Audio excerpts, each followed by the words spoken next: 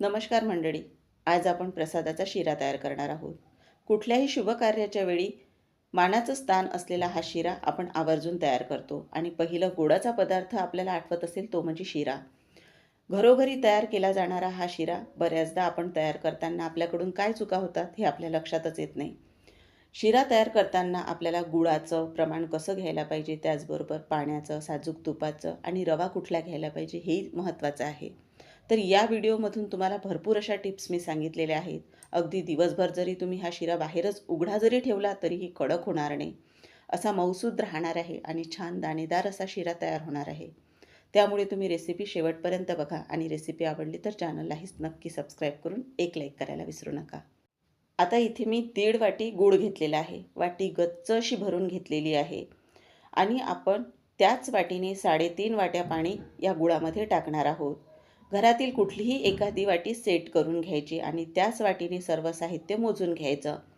तर आता आपण 1.25 वाटीच्या प्रमाणात हा शिरा तयार करणार आहोत. तर इथे आता 3.5 वाट्या पाणी टाकलेलं आहे गुळामध्ये आणि ही तीच वाटी आहे रोजच्या आपल्या वापरातली. आता गुळाचं हे जे पातेलं आहे ते पातेलं आपण गॅसवर ठेवणार आहोत आणि गुळाचं पाणी आपल्याला तयार करून घ्यायचं आहे. गुळाचं हे पाणी आपल्याला छान उकळी याला येऊ द्यायची आहे. तर बघा आता पातेलं गॅसवर मी ठेवलेलं आहे आणि छान असं हे पाणी उकळवून घेते. हे पाणी आपल्याला गाळूनच शिऱ्यामध्ये टाकायचं आहे. बऱ्याचदा बघा गुळामध्ये बारीक असा कचरा असतो, थोड्या फार काळ्यासुद्धा निघतात गुळामध्ये, तर ते पाणी आपल्याला गाळूनच वापरायचं आहे. तर आता गूळ वितळलेला आहे पण पाण्याला हलकीशी अजून आपल्याला उकळी येऊ द्यायची आहे. तर आता आपण हे पातेलं जे आहे ते बाजूच्या गॅसवर ठेवणार आहोत आणि आपण रवा भाजून घेणार आहोत. यावर आपल्याला झाकण ठेवायचं आहे म्हणजे पाणी गरमच राहील. तर इथे आता बघा याला उकळी यायला सुरुवात झालेली आहे, पण अजूनही 2 ते 3 मिनटं पातेलं मी गॅसवरच ठेवणार आहे आणि बाजूला ठेवते मग नंतर. तर आता आपण ही बाजूला ठेवूया. तर आता कढईमध्ये आपल्याला साजूक तूप घालायचं आहे. तर त्याच सारख्या वाटीने मी इथे पाऊण वाटी साजूक तूप घेतलेलं आहे. तर आता इथे तुपाचं प्रमाण तुम्ही तुमच्या आवडीनुसार कमी अधिक करू शकता. पण यापेक्षा मी म्हणेन तुम्ही साजूक तूप जास्त घेऊ नका. तर आता इथे आपल्याला यामध्ये काही सुकामेवा जो आहे तो तळून घ्यायचा, म्हणजेच काजू आणि बदाम. इथे बेदाणे जे घेतलेले आहेत आपण, बऱ्याचदा ते तळूनसुद्धा घातले जातात, पण मी न तळताच ते घालणार आहे. तर इथे आपण काजू आणि बदाम तळून घेणार आहोत, हलकेसे त्याला असा सोनेरी रंग येईपर्यंत. म्हणजे ते अगदी शिरा दिवसभर जरी राहिला तुमचा तरी ते नरम पडत नाहीत आणि खायलासुद्धा चवीला ते छान लागतात. तर आता ते आपण साजूक तुपामध्ये छान असे परतून घेणार आहोत. बघा त्यांचा हलकासा रंग बदललेला आहे. काजू आणि बदाम परतायला तुपामध्ये जास्त वेळ लागत नाही. तर त्यात आपण काढून घेऊया आणि तुपातलं जे काही बारीक असं असेल बदाम आणि काजूचे काप हलकेसे ते पण काढून घ्यायचे, म्हणजे तूप खराब व्हायला नको. आता आपण इथे बघा 1.25 वाटी बारीक रवा मी घेतलेला आहे. याचाच आपण शिरा तयार करणार आहोत. बघा याच वाटीने 1.25 वाटी मी रवा मोजून घेतलेला आहे. आता रवा टाकायच्या आधी काय करायचं, बघा तूप जे आहे ते छान कळकळीत परत गरम होऊ द्यायचं आणि नंतर हा रवा टाकताबरोबर छान असा फुलला गेला पाहिजे, म्हणजे तुमचा जो शिरा आहे तो छान दाणेदार असा तयार होतो. आता बऱ्याचदा आपण काय करतो, तूप हलकंसं गरम झालं की लगेच आपण घाई करतो त्यामध्ये रवा टाकण्याची. तर तिथेच नेमकं तो आपण जो शिरा करतो तर तो चिकट होतो. तर ही सुद्धा महत्त्वाची एक टीप लक्षात ठेवायची, की बऱ्याचदा आपण तूप कडकडीत गरमच करत नाही. तर तूप छान असं गरम होऊ द्यायचं आणि नंतरच त्यामध्ये रवा टाकायचा, म्हणजे रवा जो आहे तो छान असा फुलला जातो आणि शिरा छान असा दाणेदार तर होतोच, पण शिराही छान फुलला जातो. मी दाखवतेच तुम्हाला पुढे. आता जो आपण रवा साजूक तुपामध्ये टाकलेला आहे त्याला हलकासा तांबूस रंग येईपर्यंत आपल्याला तो छान भाजायचा आहे. रवा भाजताना अजिबातही घाई करायची नाही. गॅसची स्पीड कमी करूनच रवा भाजायचा आहे. तर बघा आता इथे रव्याचा रंग जो आहे तो बदललेला आहे आणि हा रवा भाजत असताना मला 7 ते 8 मिनटं लागलेले आहेत.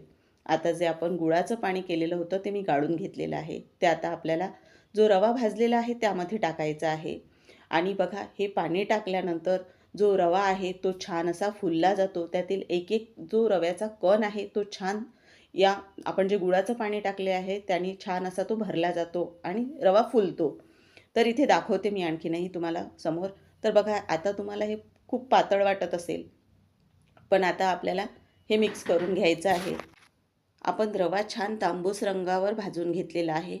त्यामुळे आपण जो शिरा तयार करणार आहोत त्यामध्ये अजिबातही गुठळ्या तयार होणार नाहीत. तर इथे बघा किती सैलसर असं वाटत आहे. पण रवा चांगला भाजल्या गेलेला असल्यामुळे पूर्ण जो रवा आहे तो गुळाचं पाणी शोषून घेणार आहे आणि तुमचा जो शिरा आहे तो छान, तुम्हाला जर सैलसर हवा असेल तुम्ही तसाही खाऊ शकता, छान दाणेदार हवा असेल तसाही तुम्ही खाऊ शकता. जसा तुम्हाला आवडत असेल तसा तुम्ही करू शकता. पण प्रसादाचा जो शिरा असतो तो छान असा मोकळा आणि दाणेदार असतो. तर आता बघा हे घट्टसर व्हायला मिश्रण सुरुवात झालेली आहे. पण अजूनही आपल्याला हे घट्टसर करायचं आहे. तर याला जास्त असा वेळ लागत नाही. अगदी 5 मिनिटात हे मिश्रण घट्ट व्हायला सुरुवात होते. तर आता पहिल्यापेक्षा बघा घट्टसर झालेलं आहे. इथे आपण जो रवा वापरलेला आहे आणि त्यासाठी जे पाण्याचं प्रमाण आहे ते एकदम अचूक असं तुम्हाला सांगितलेलं आहे. बऱ्याचदा रवा जर तुमचा कच्चा राहिला, तो भाजल्या गेला नाही चांगला, तर तो रवा पाणी शोषून घेत नाही आणि तो जो शिरा आहे तो चिकट तयार होतो. तुम्ही नंतर तो कितीही परतून घेतला तरीही तो शिरा घट्टसर होत नाही, तो चिकटच राहतो. तर त्यासाठी रवा भाजून घेणे खूप महत्त्वाचे आहे आणि गॅसची स्पीड कमी करूनच रवा भाजायचा. छान त्याला तांबूस रंग येऊ द्यायचा. तसंच सुरुवातीला सुद्धा कडकडीत असं साजूक तूप होऊ द्यायचं आणि नंतरच त्यामध्ये रवा टाकायचा. तर बघा आता हा घट्टसर असा झालेला आहे. तर आता आपण यामध्ये वेलची पूड टाकून घेणार आहोत. वेलची पूड टाकल्यामुळे जो आपला शिरा आहे त्याची चव आणखीनही छान लागते. तसाच शिऱ्याचा सुगंधही खूप छान येतो. तर आता आपण इथे अर्धा चमचा वेलची पूड यामध्ये घातलेली आहे. तर आता ती सुद्धा आपण मिक्स करून घेणार आहोत. तुम्ही केसरसुद्धा इथे घालू शकता. पण आता इथे आपण वेलची पूडच घातलेली आहे आणि जे आपण काजू बदाम तळून ठेवलेले आहेत ते सुद्धा आपल्याला यामध्ये घालायचे आहेत. तर आता परत एकदा छान मी हे एकत्र करून घेते आणि तुम्हाला इथे दिसत असेल रवा किती छान हा फुलल्या गेलेला आहे. आणखीनही जसजसा हा थंड होईल तसतसा तुमचा शिरा छान दाणेदार तयार होतो.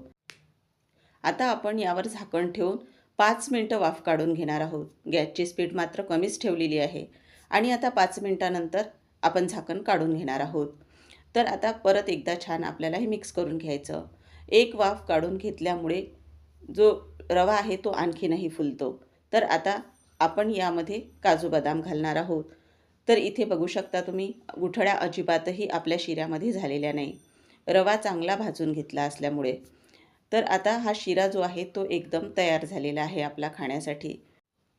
पण अजून आपण काजू बदाम टाकलेलेच नाहीत, तर ते टाकून घेणार आहोत आणि आता ते सुद्धा एकत्र करून घेणार आहोत. अगदी छान तुपामध्ये ते परतून घेतलेले असल्यामुळे ते छान कुरकुरीत लागतात खाताना. तर छान तांबूस रंगावर ते आपल्याला तुपामध्ये परतून घ्यायचे आहेत आणि आता हा जो शिरा आहे प्रसादाचा तो एकदम तयार झालेला आहे. तुम्ही सुद्धा नक्की एकदा करून बघा आणि तुम्हाला कुठल्याही शिरा करताना काहीही अडचणी आल्या तर नक्की कमेंट करून विचारा. तर आता हा आपण एका प्लेटमध्ये काढून घेणार आहोत. तर मंडळी आपला हा रसरशीत दाणेदार असा प्रसादाचा शिरा तयार झालेला आहे. तुम्ही सुद्धा नक्की नैवेद्यासाठी आवर्जून हा शिरा एकदा करून बघा आणि तुम्हाला आजचा हा प्रसादाचा शिरा कसा वाटला ते सुद्धा कमेंट करून सांगायला विसरू नका.